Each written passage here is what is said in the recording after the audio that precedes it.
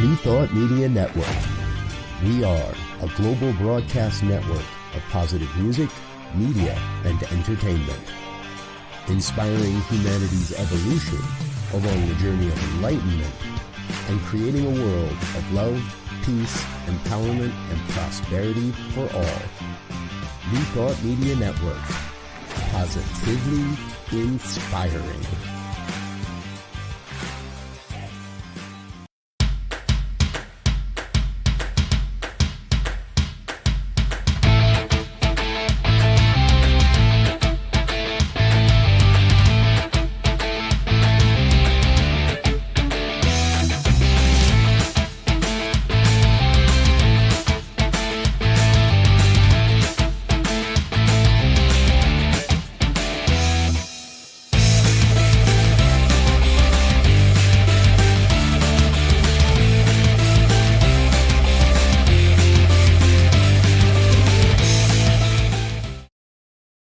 Hi, and welcome to Rockin the Love. I am Robyn Olmstead. And I'm Gil Olmstead, and we are here with you most every Wednesday, sharing our time, having a good time, talking about relationship and the joy of those things. Connection, love, movement, whatever. Whatever. That is a vast topic, that whatever. That could be a whole show. Whatever. It could be much bigger than a show. It could be a series. Okay. All right. But it's not right now, even though it is clearly appearing in the mind of God. Therefore, it may be in some time. Right now, our show today is about what's hope got to do with it. Oh. But before we go there. Yes? Tell them what to do. Well, make sure that you like us, that you click on the various things. You go to the YouTube page, you go to the social media website, the social media, and just say hello and give your love a little bit. And then, of course, during the show, we love to have you comment while we're on, ask questions, add to the conversation. So please know that we want to hear from you. We do. It's so much more fun when we get to talk to you. So, how was your week? My week's been good. Thank you. I have been just having a good week. A lot going on. And that's normal.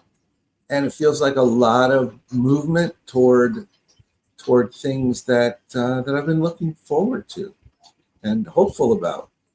And so it's kind of a good thing. That's great. Yeah. That's great. What about you? My week is good. It's been good. The last week was good. It's when we ask that question, I really should think about it beforehand because it's so hard to even remember what happened last week. But I think, it gets a little staticky with all that's going on in the world. And, we've been watching a lot of YouTube stuff because we don't watch the news or whatever. So we watch the little clips and, the Jimmy Kimmel clips and the Colbert clips and all those kind of things, Seth Meyers. And so it's interesting. I mean, I think it's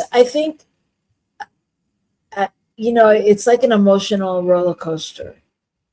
Even if your emotions aren't like totally invested, it's like there's still this piece of you that's in the mix. You know what I mean? So I feel sometimes it feels a little anxious. You feel like that? Well, not sure what's going to happen next. I think for me, a lot of that was alleviated. Not alleviated, lessened with the fact that Jimmy Kimmel is back on the air. And the reason for that is because it felt like the outcry of people, the people who said this isn't okay, and the people that canceled their subscriptions, and the people that put things on the internet and said that's not okay, and the people that that wrote to him and said, hey, we're with you. All of that contributed to something moving in a direction that seemed like the right one. And that lessened my anxiety, because then I thought, okay, yes, it's still possible to turn this boat around. So basically what you're saying is you leaned into the illusion that we have some power. I suppose. It wasn't even that we have power, it's that we have There's a change happening. We have intention. My concern was that there wasn't enough intention to even motivate the power. Does that make sense? Yeah. Yeah. So anyway, I think that is quite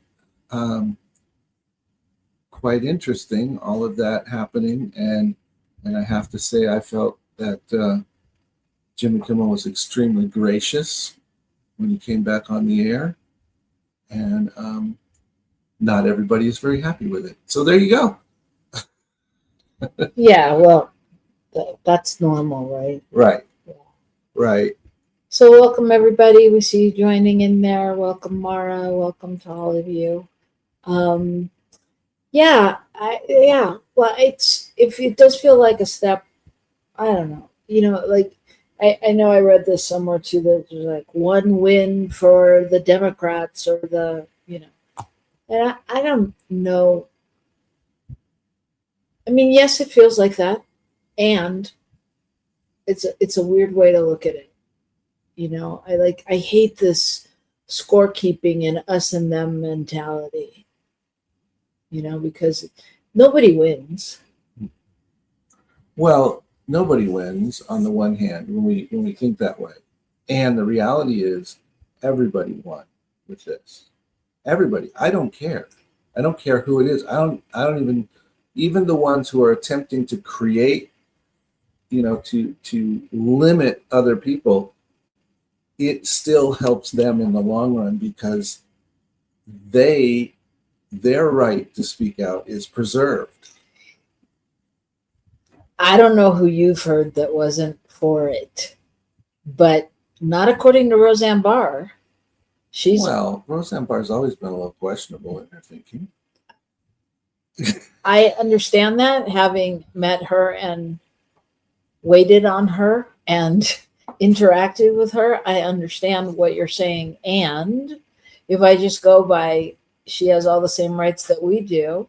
And, just because, I mean, I do think she's being a little closed-minded, but, But she has have the right to say it.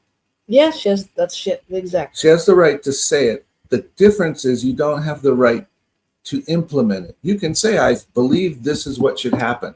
I think this is what needs to be done. But you don't have the right to go out and force that upon others. And I think what she said when she got kicked off the air was different. Oh yeah, she doesn't see the difference between the two. And yes, there's a difference between society not tolerating discrimination and non-inclusion versus society not tolerating anything. Again, people can speak their mind, but if they do it in such a way that insults others on a regular basis, and what did I hear yesterday? If someone is in the room and someone else doesn't acknowledge who they are because they're another color, because they're another gender, they're another whatever it is, if that is what happens, then there is no conversation. If you simply disagree, you can walk into the room and have a disagreement. But if someone doesn't recognize your full rights as a human, then you can't have an equal conversation.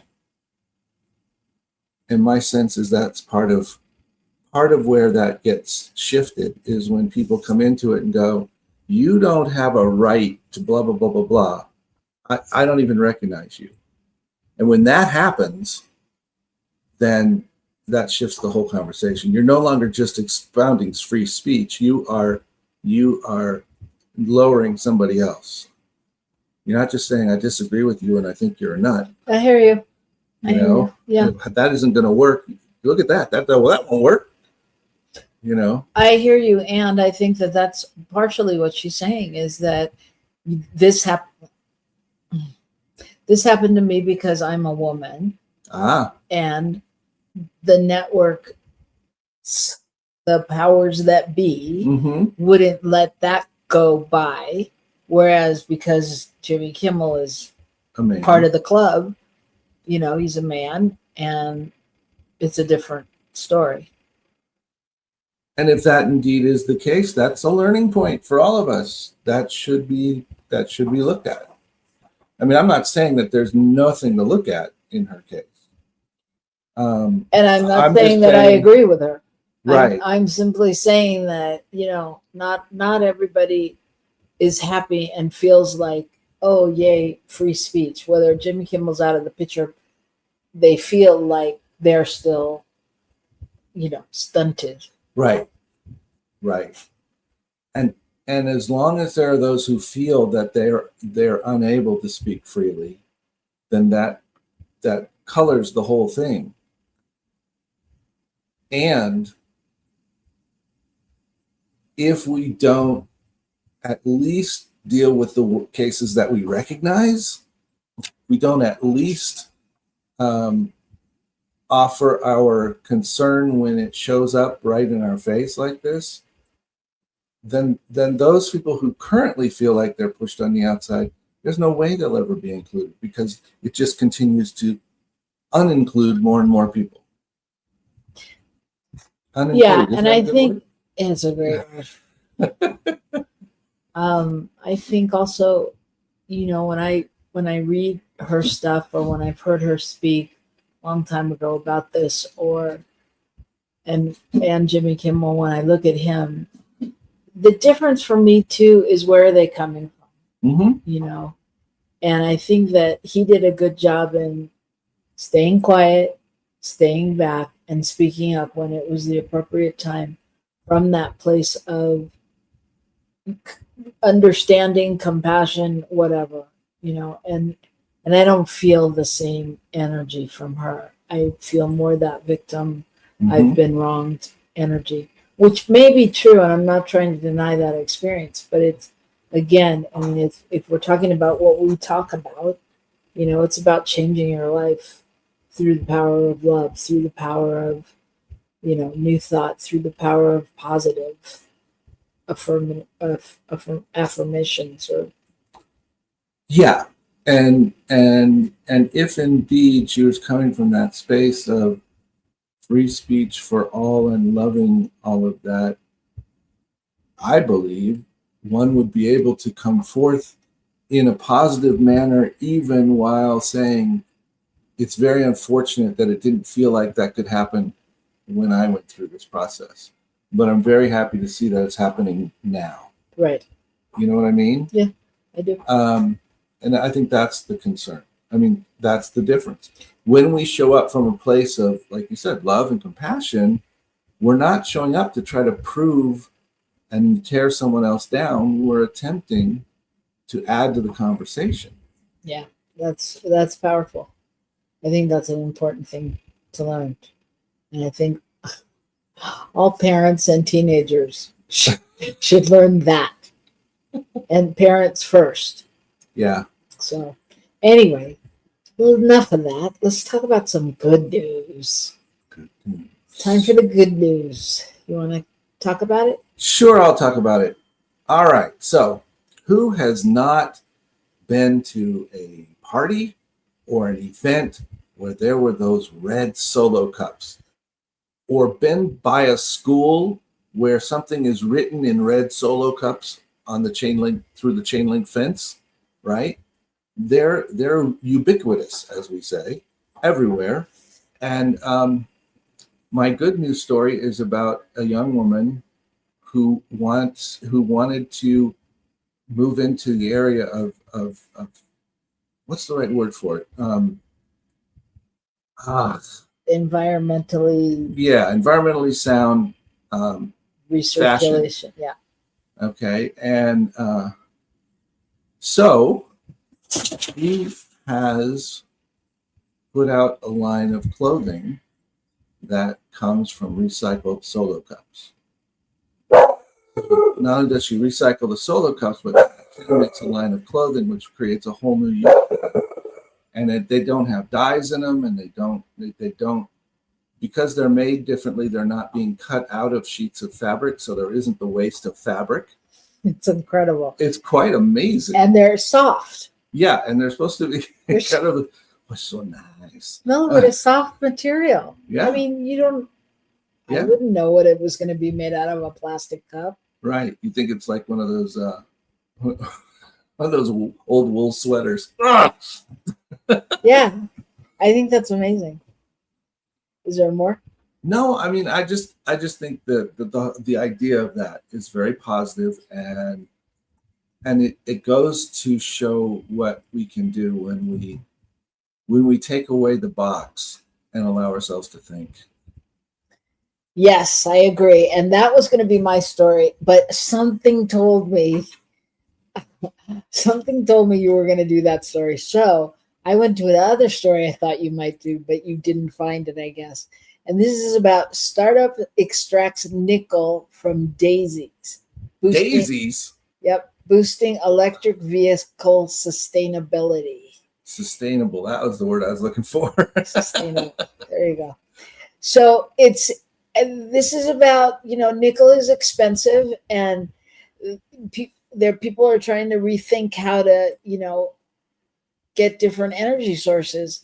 And so they, instead of like nickel mining and doing that and depleting, the forest and water and all those things that come from doing that, someone had the solution from and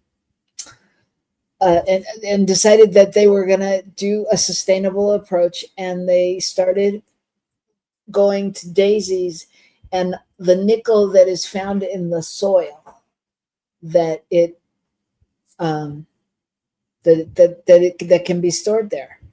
And found in the soil where the daisies are planted, or it actually goes into the daisies themselves? Oh, what? When I do a story, can I just do a story? If they have questions, they'll ask me. Damn, otherwise I'm going to start giving you my stories to read. So I don't know. I don't retain these things, but no, they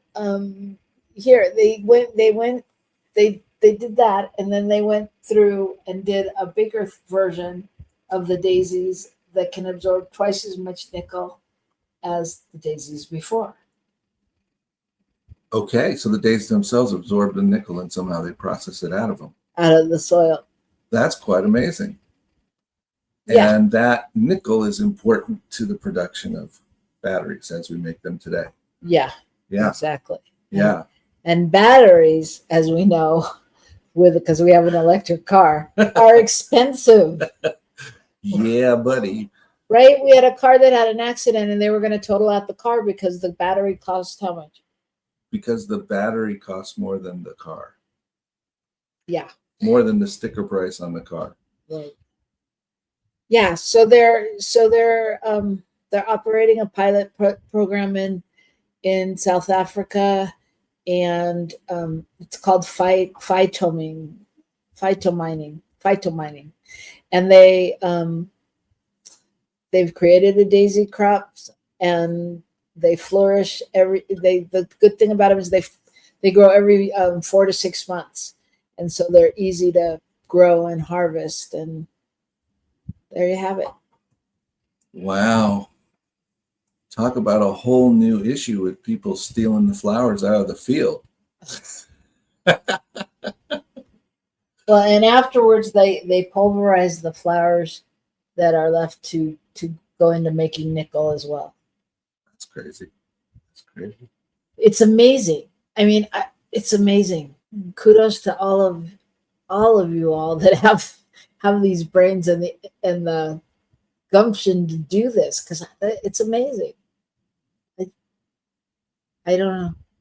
I remember my science teacher, and one thing my science teacher taught me, but I remember he was always giving us information. The one thing I remember is a thing is what it is,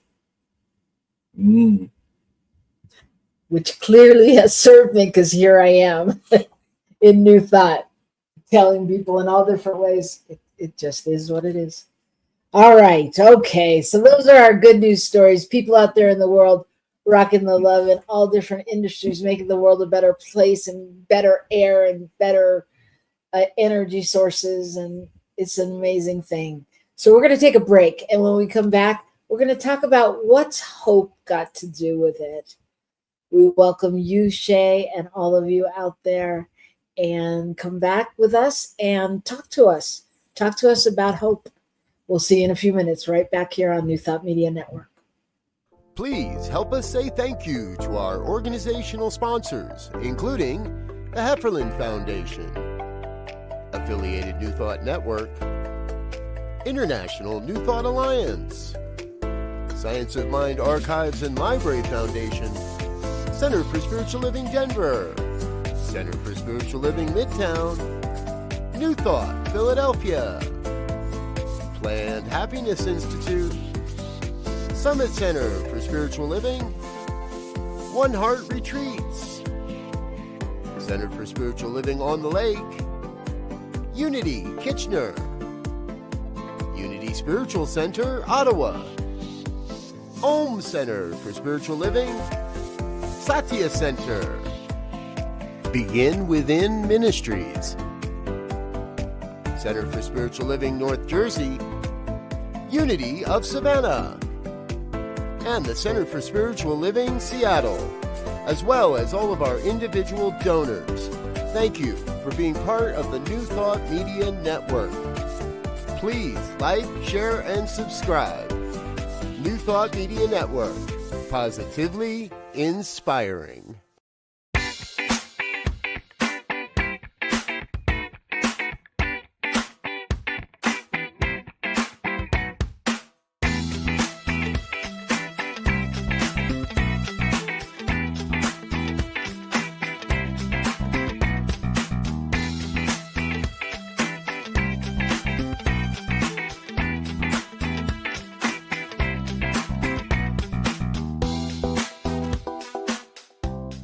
What I love about Anton is the community, the people.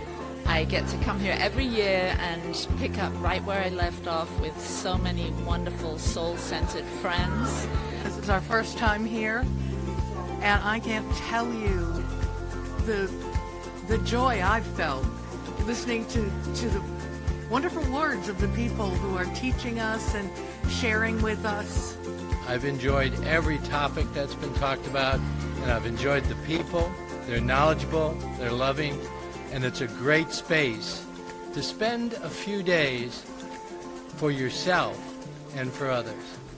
You feel the love. It is literally palpable. Hi, I'm Reverend Dr. Jerry Troyer, Board President of the Affiliated New Thought Network, Anson, speaking to you live and direct from Unity Village outside of Kansas City. We are a beloved spiritual community, and we'd love to have you join us. So if you're thinking about it and you'd like to have a deep dive into your own soul and connect with others that are doing the same thing, then you might want to consider coming to the Anton Retreat next year, 2025, here at Unity Village. Peace and blessings to you.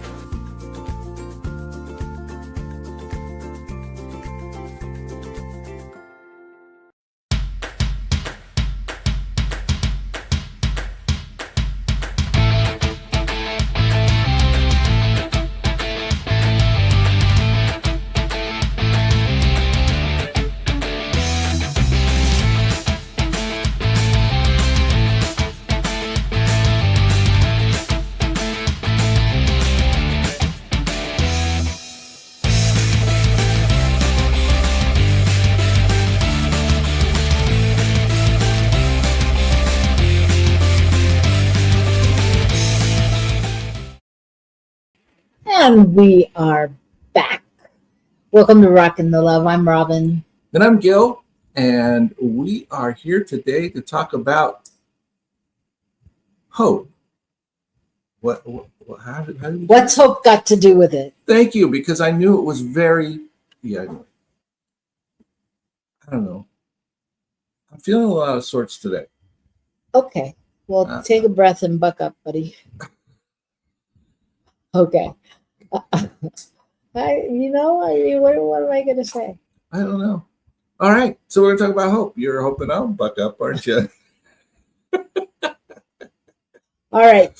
So hope. So the reason this came up was because those of you that are familiar with what the topics are for the weekly Science of Mind, Centers for Spiritual Living conversations, talks, sermons, whatever you want to call them. The topic this week was Mission Possible. And it was about the journey of hope. Yeah. And tools to uncover hope. And this brought a reaction from young Gilbert. That's not his name. His name's Gil. There's no Gilbert. But we'll say why. Well, I had the question, so hope feels like it's putting something off into the future.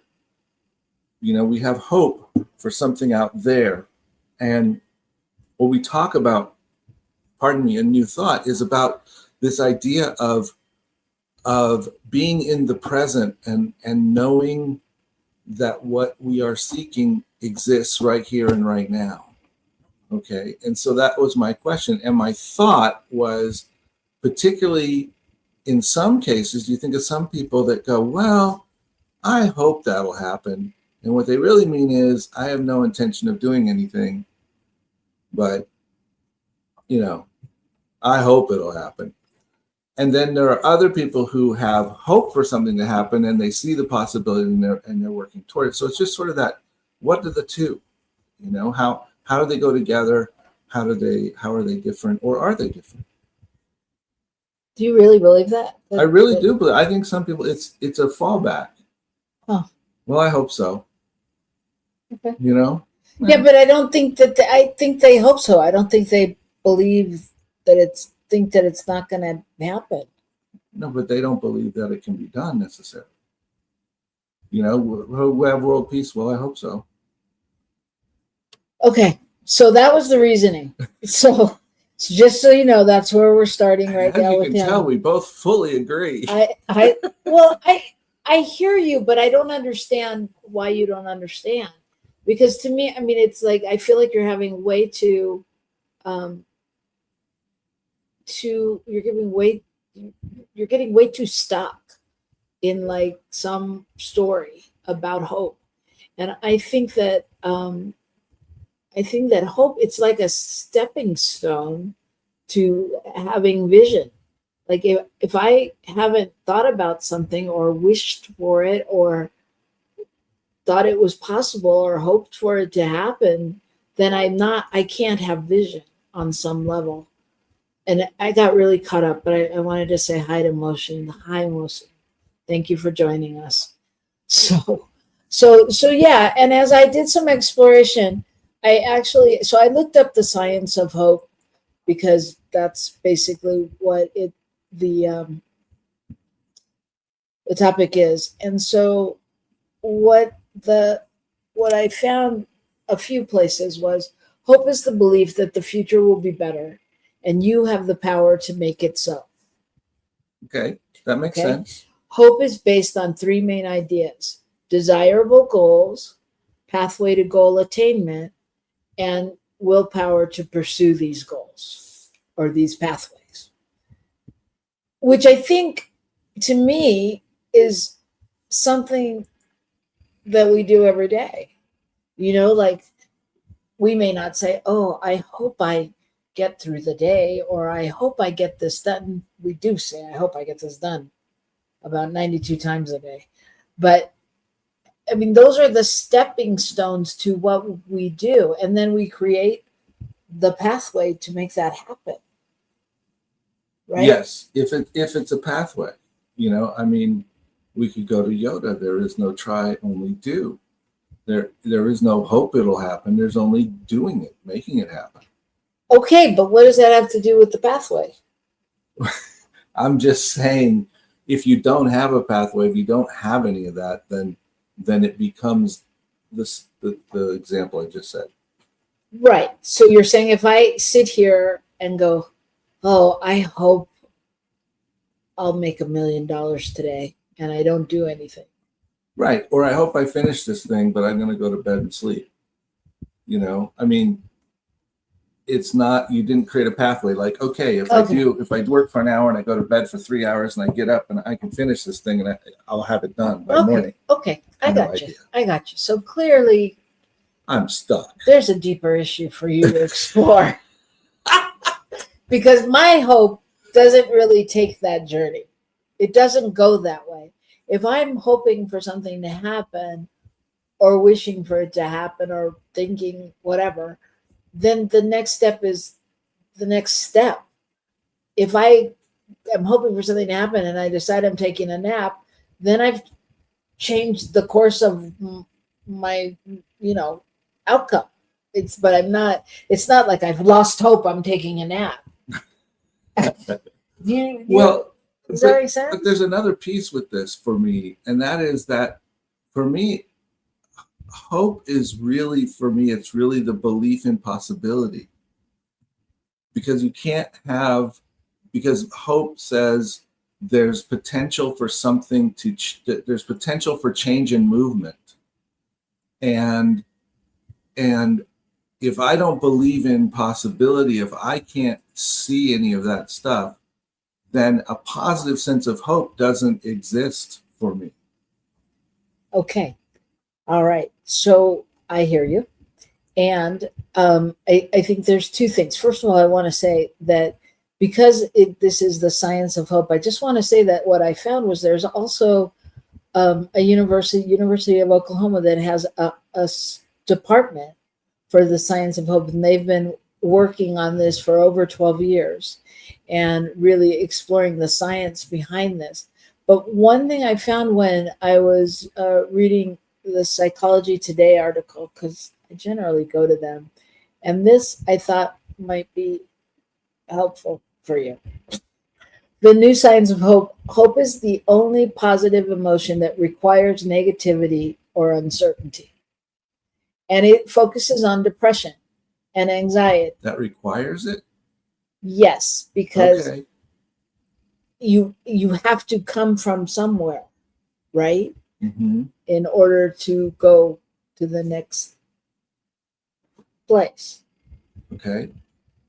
So you have to come from some place of unease and dis-ease, if you will, of depression, of discomfort to be able to move into hope. Yeah, on some level, right? Okay. And so it feels like hope is that tool that can move you, Mm-hmm. right? Mm-hmm. And that the article is all about people having how rampant depression is and people being depressed, and like that's the step to get them out, and that it doesn't always work, but it's a continual learning. And part of that, okay, so in order to move into that space of hope, I have to shift my thinking away from all that negative stuff, right? I have to begin to see what's possible and to trust that there's more than what I'm seeing directly in front of me. So what I'm seeing in front of me is, Right. Which sucks. However, right? Right. Which goes to the point that we were talking about off air, where you brought up curiosity, Mm-hmm. which is another key component to life. Mm-hmm. And that can you have hope without getting curious, without curiosity? Mm-hmm. And I can see where that would be. Those would go hand in hand at some level because again, possibility requires you to be curious. You have to go, I wonder if that works. I wonder if that is possible. I wonder if, we have to ask the question if we're truly curious about something. Otherwise, we already know the answer and there's no reason to move forward, because whether the answer is A or B, we already know what it is in our minds. Right. Right. And I think also, hope to me, this is just me, and I haven't really thought about this aspect though, but hope to me includes some dreaming on some level, or fantasizing, or, holding a vision forward. And I mean, I think there's a space where you go, well, what if I really did get my airplane pilot license and could fly planes, and being able to live into that vision. Mm-hmm. Mm-hmm. There was something else I was going to say that you said that keyed off of that, but it went away. So for instance, Yes. someone's relating a story of having an experience of being depressed and not being able to get out of their bed, basically not being able to motivate to go anywhere, to do anything. And until they finally got to where, okay, it's possible this could be better if I move, they really were stuck, And I think that's what we think about this idea of when we're in a space where we have no hope that anything can be different than it is, right? If we're in that kind of a space, then that's when those other things take over. So in saying that, I know some of the research in hope has worked with cancer patients, and they talk about the difference in patients that have hope for their future and what's going to happen versus those who do not. It changes their entire outlook. Mm-hmm. And does it change it, or is the fact that they change their outlook the fact that they now have hope? I don't know, but what I'm saying is, however that works, if someone is without the hope, meaning they can't see what's possible going forward, then it's hard. It's hard to move forward. Okay. Yeah. Yes. And so what occurs to me when you're talking is that it's like in metaphysics, we're always talking about a dark night of the soul. Uh-huh.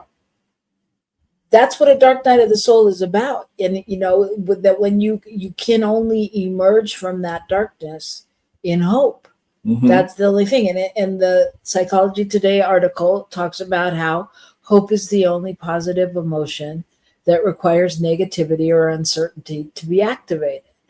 That without that, bleakness, that sorrow, that pain, the spark for hope isn't ignited. Okay.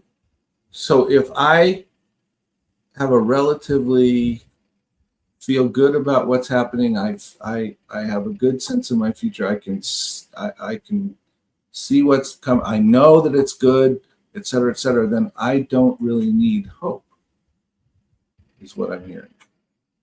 Because hope is that thing that kind of motivates you to the point where you can believe that it really is there. Yeah, I mean, I don't know. I think the word need, I don't want to get stuck on it, but it's like, I think you're holding a different energetic around it.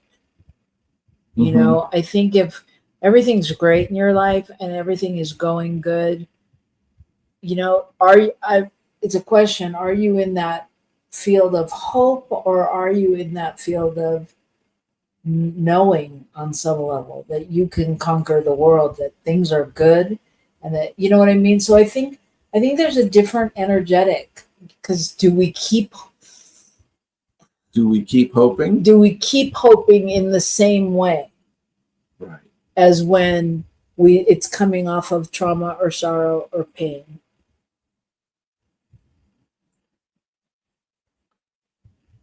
I just think it's really interesting. It's really interesting, and it almost feels like we circled back to the beginning you asked me what I thought or what my issue was, you know, with the hope, and that is, you know, can it be sort of a platitude versus can it be us going, okay, I can have the hope, I can hold possibility even when I can't quite hold that something is happening. I can hold the possibility for it. You know, sometimes we talk about being willing to be willing, meaning that in order to move, sometimes we have to go, I can't quite get this over here, but and I really can't quite grasp the idea of being willing to accept that, but I'm willing to be willing to accept it. It's almost like it's that step, you know? Yeah, and so I hear you. I hear what you're saying, and it makes me wonder if, well, two things, because I'm back to curiosity, right? So it's like which comes first, you know, or does curiosity come after, to that stage that you're talking about where I'm good, my life is good, doesn't mean I don't want more or want to create more. And is that when you have planted the seeds and then you have the space to become more curious on some level? I think actually, yes, you can become more curious as you walk in that curiosity, as you walk in that possibility. It opens us up to going, oh, I didn't see that coming, and it came, and I didn't see that even being possible, and it showed up.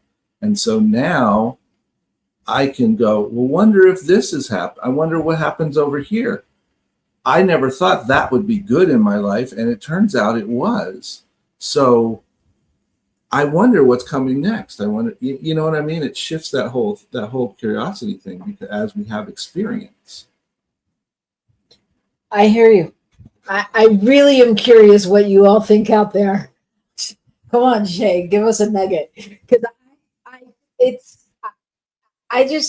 I'm hearing that you're giving it a little more space. Mm-hmm. Is that right? Yeah. I'm giving what more space? Curiosity? No, hope. Oh, hope. That it is. Yeah. Because you started at a place of we don't need it kind of thing. Well, that was my question about it. Mm-hmm. Yeah. Okay. Yes. But it's that, for me though, I think I see hope as more of a bridge than the goal. And maybe that's exactly what it is. Maybe right now, today, you see it that way. But what about the days when you're depressed and you can't get out of bed kind of day? Mm-hmm. You know what I mean? Then I guess it's a bridge then too to you. Yeah. Okay. Let's listen to Shay, because she has something to say. Hope is a lifesaver. As someone who has struggled a lot with hopelessness, having hope is jumping up and down gratitude moment. Yes, having real hope. And I think the thing is that hope for me is based on this vision of possibility, and that's tied to understanding who we are and possibly our experience. When we have the experience with possibility, then suddenly it shows up and we're able to see it. I hear you. And I'm with Shay. I mean, I feel Shay. I feel Shay when she says that it's that it's jumping up for joy, gratitude moment, jumping up and down gratitude moment, because that to me is the energetic of it. And that's, I mean, that it's, I don't know, somatically, it's like you feel it in your body. And I feel like, not that you're wrong, but I feel like you're overthinking it. Like it means something else to you, like somewhere along the way, your hopes were dashed or something, and you've got like this thing happening, because I don't know. It feels like so intrinsic. Is that the word? I don't know. It feels so important towards the steps of life and being and manifesting the life you want, and being happy in your soul. And I don't know, you're making it really hard. Well, I hear you, and I'm not so sure that hope isn't sometimes our excuse for not believing in what is. We put it off through hope. I'm still hoping. Again, so we have different interpretations of that word. We just do. Because when I say hope, I'm not giving anything up to anybody else. And you make it sound like I'm a doubtful person, and we'll see how this hope thing turns out. And I mean, yes, there's been times where I go, well, I hope so. And I don't feel maybe as attached to it, like it's mine to do or mine to create, that I hope for somebody else that that's the correct thing. Mm-hmm. But I don't feel it like you do. So I think this is really interesting what Shay just said. Hope and oh no, that's interesting too, Shay. Hope is for the emotionally privileged. It's an interesting thought. Serious. Is that because we have to have a level of maturity and emotionality to get there? Is it because, I don't know, that's an interesting statement, Shay. Well, I think that's what I'm hearing, and I think it makes sense in what I was reading to you about pain and depression. Like I'm guessing what Shay means is emotionally privileged, in that you're feeling your emotions and you're in a state of awareness, okayness, happiness, and you can have those emotions. Oh, this is exhausting. Okay, wait, I have to read the other ones. So hope and faith are closely related. That's another good conversation topic. And good. Thank you, Mohsin. Yeah. Thank you for being with us. Shay, I'm glad we can help your English even in our craziness. Okay. I understand, Gil. Sometimes giving up hope is even more the lifesaver. Having hope in something or someone that is actually hopeless can be detrimental to one's health. Okay, so I think maybe she's grasping some of what I'm saying, that sometimes we hold out hope for something that's not really there, that we don't know, we don't see a pathway to, we don't attempt to create a pathway there because we're just hanging on. And I think in relationship, that's really fascinating. I think sometimes people are in relationships where they're holding on to hope, but it's just an excuse to not face what's going on.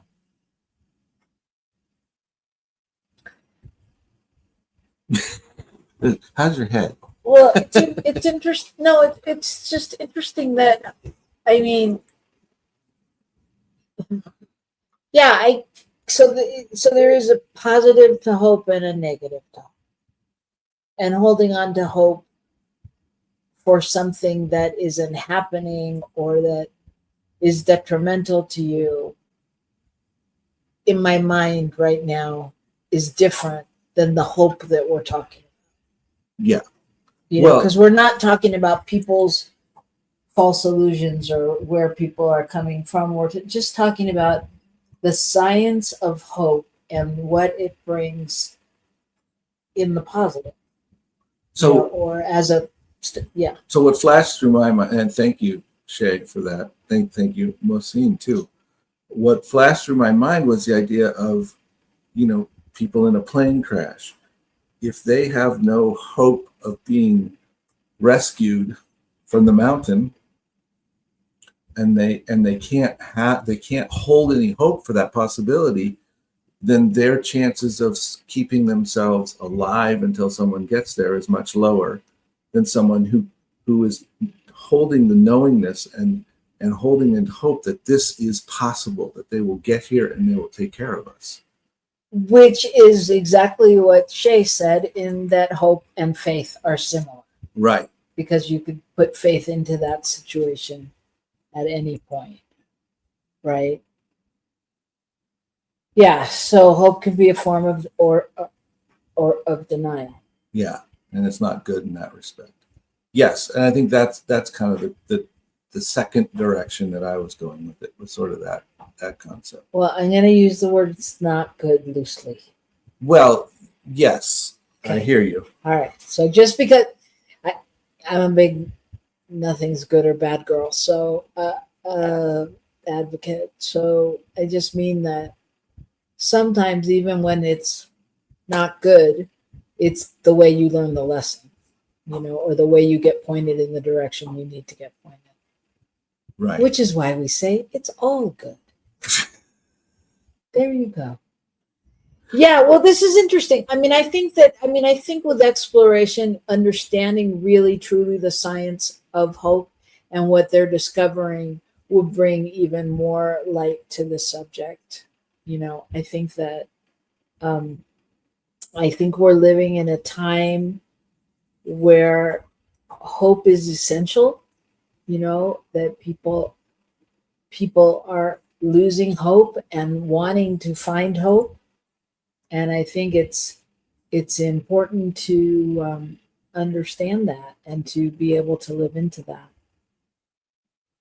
So one of the other interesting things that came up with the hope research is that it shifts someone's resilience, meaning that when some kind of adversity or stress enters into their life, if they are a person who is hopeful, they have a much better and more positive outlook to what's going to happen next, even though they're in the midst of adversity and stress.